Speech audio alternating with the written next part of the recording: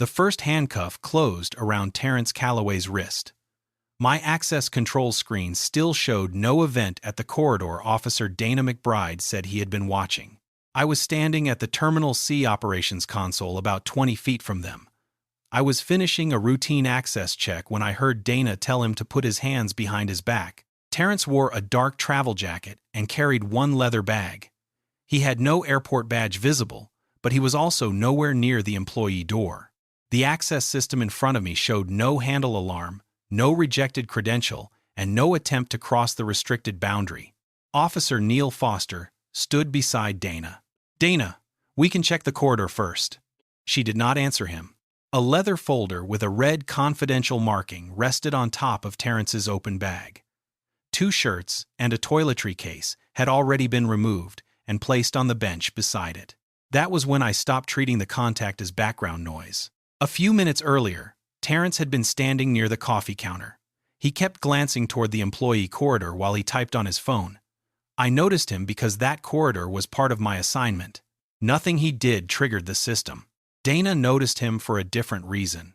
She crossed the concourse with Neil and asked what he was doing near the access point.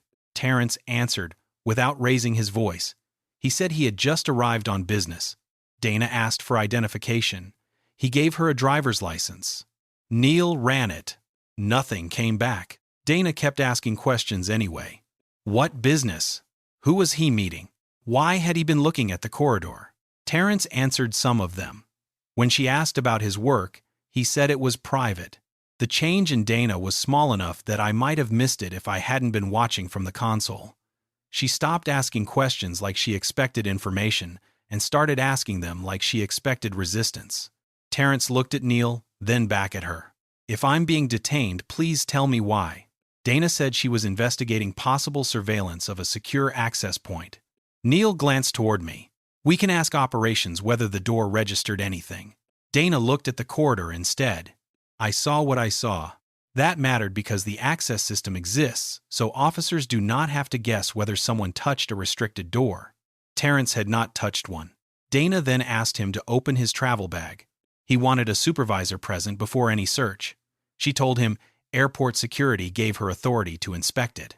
He kept one hand on the handle for a moment, asked whether she was ordering the search, then released it. Dana opened the zipper. The first items were ordinary travel clothes. Then she found the leather folder. When she opened it, her expression changed. I could see the header from where I stood. Creston Airport Police. Dana looked at Terrence differently after that. "Why do you have internal police material?" Terrence told her the documents belonged to him. He asked her to keep the folder closed until a supervisor could verify ownership. She did not. Instead, the original concern about the corridor widened into a question about where he had obtained internal police documents. Neil told her again that they should verify the first allegation before going further. Dana cuffed Terrence. That brought us back to the moment when my screen still showed nothing. Because Dana had described the contact as a restricted access security incident, I was required to create an operational ticket. I entered what the system actually showed. No door alarm, no credential attempt, no recorded boundary event. The ticket automatically routed a copy to Airport Authority Civilian Compliance. I had just submitted it when Sergeant Raymond Keller came through the operations door. He looked at Terrence, then at the confidential folder. Dana gave him a fast summary about possible surveillance and unexplained possession of internal material. Keller did not ask me what the access system showed. He ordered Terrence taken into the joint operations room while they verified the documents. Then he turned toward my console. "Send the access information to the police desk. We'll handle the rest internally." I looked at the ticket number, still displayed on my screen. Normally, I would have said okay and moved on. But the civilian compliance copy had already left our terminal system. Keller could control what happened in the police room. He could not pull that record back. Sergeant Keller brought me into the joint operations room because the incident had been entered as a restricted access matter. That meant the access record had to be reviewed before anyone could close it. Terrence sat at the end of the table with his hands still cuffed in front of him. His travel bag rested against the wall. Dana stood near the door, while Neil remained beside the monitoring station. Keller pointed toward the screen. "Show me the corridor history." I pulled up the relevant access log. There was nothing unusual in it. No forced handle. No rejected credential. No door alarm. I switched to the camera covering the public side of the corridor. Terrence appeared near the coffee stand, looking toward the employee entrance a few times while typing on his phone. He never walked to the door. Neil leaned closer. That's what I saw. Dana folded her arms. He was monitoring it. Keller looked at the screen for several seconds before turning toward Terrence's folder. Then we still need to explain why he has internal police documents. The issue had changed. Terrence noticed it too. You stopped me because of the corridor, Keller answered calmly. And now we have another security concern. Terrence did not argue. He asked that the folder remain closed until its ownership could be verified through command staff. Keller left it on the table but did not release him. That was the first moment I realized this was no longer about checking whether Dana's original concern was right. The original concern had already been checked. A woman appeared outside the operations room glass a few minutes later. I recognized her as Monica Reyes, the manager of the terminal bookstore.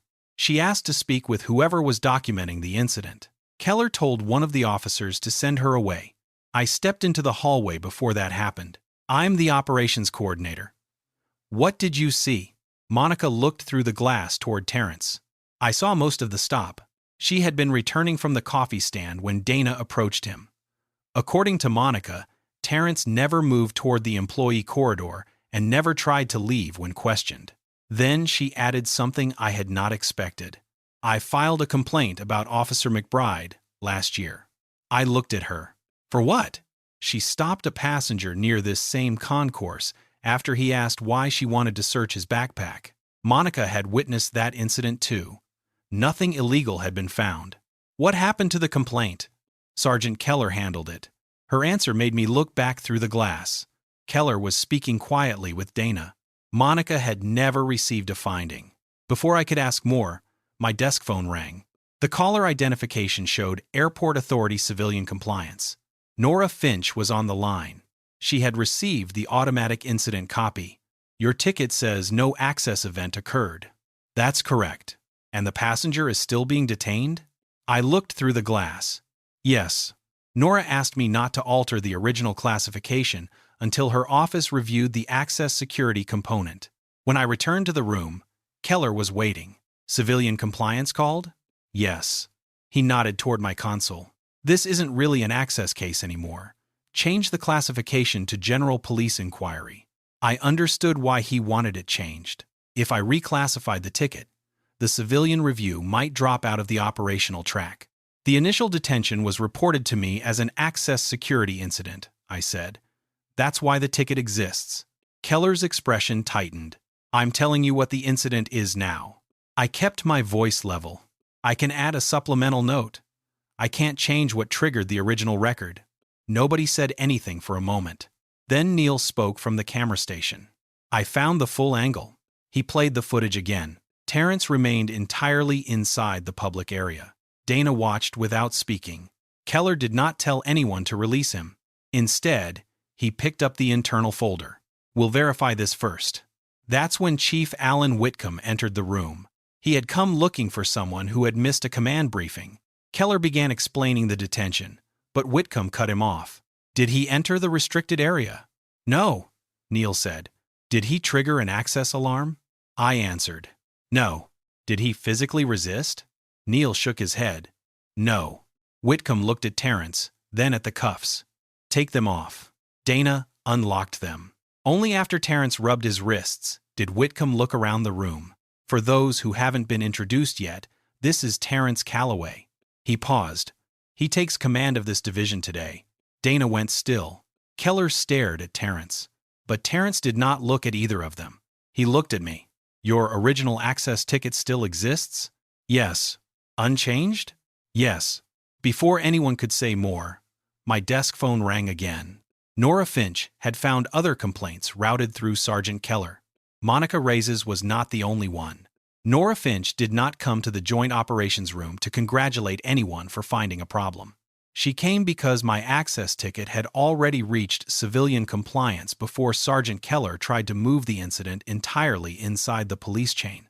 By noon, she had requested the current footage, Dana McBride's detention record, and Neil Foster's report. She also asked for every complaint about terminal security stops Keller had closed in the last 2 years. I was included because I had created the original access record. Terrence Calloway was included because he had been detained. He did not run the review. That mattered. By the time Nora opened the first complaint file, everyone in the room knew Terrence was the incoming commander. The earlier records had been created when nobody involved knew his name would ever matter. Monica Reyes's complaint was near the top. A black traveler had been stopped near Terminal C after waiting beside an employee corridor while texting. Dana had searched his backpack after he questioned why she needed to see inside it. No access alarm had been recorded. No restricted door had opened. The complaint was closed by Keller as an officer discretion matter. The next file involved another black man who had been waiting for an airport employee to finish a shift. He had been questioned after standing near a staff entrance for several minutes. Again, no access event. Another complaint involved a passenger writing flight information in a notebook while seated across from a secured hallway. The details were not identical. The pattern was, ordinary activity in a public area had repeatedly been interpreted as a security concern before an objective access-related act appeared. Nora did not call it a misunderstanding. She asked who had authority to close the complaints. Keller had handled most of them. Dana had been named in several. Neil had not. When Keller was interviewed, he argued that airport policing required officers to act before danger became obvious. Nora agreed with that general point. Then she asked why a preventive stop needed to turn into a search or a detention. The access system had produced nothing to support the original concern. I watched Keller look down at the table. He had an answer for officer discretion. He had no answer for repeated escalation when the facts failed to back it up. The disciplinary process took several weeks. Terrence stayed out of it, except when investigators needed his statement. Dana was removed from Terminal C Security Patrol and lost the authority to conduct access-related searches or detentions on her own until an outside certification review. She remained employed during that process, but she could no longer make the same kind of decision on her own. Keller faced a separate civil service hearing. The panel found that his complaint handling had repeatedly blurred the line between reviewing an officer's conduct and defending it. He was reduced from supervisory rank, lost field training authority, and could no longer close public complaints. Neil kept his position. His report remained exactly as he had written it. The largest change came from the airport authority, not from Terrence. A new joint standard required officers using restricted area surveillance as a basis for detention or search to identify an objective access-related act. Looking at a corridor was not enough. Standing near an employee door was not enough. Taking notes in a public terminal was not enough. The record had to show something more. An attempted boundary crossing, door manipulation, credential misuse, prohibited recording, or an access control alert. The second change removed complaint closure from a single police chain. Any complaint arising from that kind of stop now went simultaneously to airport authority civilian compliance. That was the change Keller had tried to avoid when he asked me to reclassify the original ticket. A month later, I sat in an airport authority review room as the custodian of the access records. Terrence was there. Chief Alan Whitcomb sat beside him. Monica Reyes entered carrying a thin folder containing the complaint she had filed the year before. There were no cameras from the press. No ceremony. The meeting coordinator checked the agenda and adjusted the table microphones. I expected the first one to be turned toward Chief Whitcomb. Instead, she moved it in front of Monica. Monica looked surprised. Terrence did not interrupt. He opened his notebook and waited. Most of my career, I'd watched officials speak first, their titles putting them at the head of the room. That afternoon, the first voice belonged to the woman whose complaint had once gone nowhere.